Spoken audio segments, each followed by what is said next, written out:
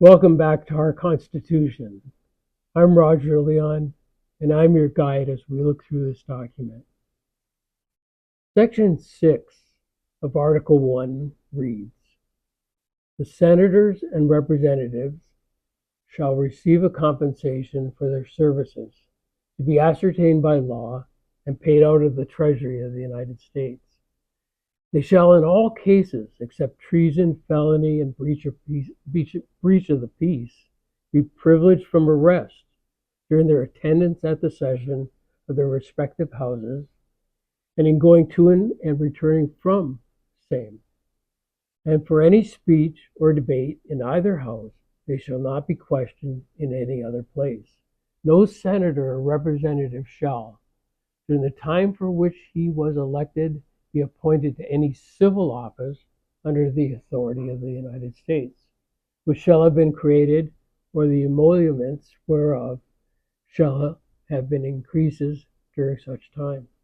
And no person holding any office under the United States shall be a member of either house during his continuance in office."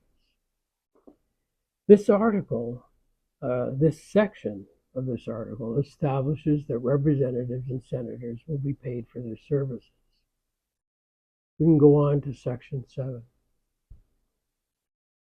All bills for raising revenue shall originate in the House of Representatives, but the Senate may propose or concur with amendments as on other bills. Every bill which shall have passed the House of Representatives and the Senate shall, before it becomes law, be presented to the President of the United States. If he approve, he shall sign it, but if not, he shall return it with his objections to the House in which it shall have originated, who shall enter the objections at large on their journal and proceed to reconsider it. If after such reconsideration 2/3 of that House shall agree to pass the bill, and if approved by 2/3 of that House, it shall become law. But in all such cases, the votes of both Houses shall be determined by yeas and nays, and the names of the persons voting for and against the bill shall be entered on the journal of each House respectively.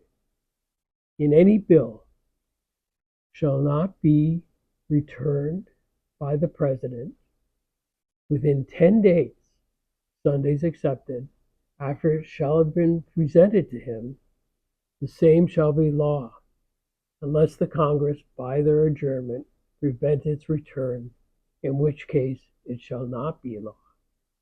Every order, resolution, or vote to which the concurrence of the Senate and House of Representatives may be necessary, except on questions of adjournment, shall be presented to the President of the United States, and before the same shall take effect, shall be approved by him, or being disapproved by him, shall be repassed by 2/3 of the Senate and the House of Representatives, according to the rules and limitations prescribed in the case of a bill.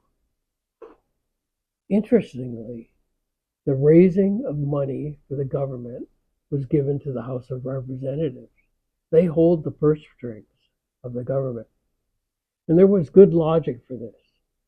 The House of Representatives was set up to be the closest to the voting public, and it was thought that their actions would most closely reflect the will of the people.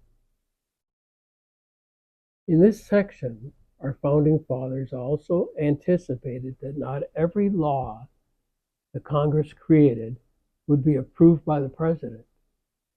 And so they created a means for something to still become law, even if the President was against it. Thanks for joining today.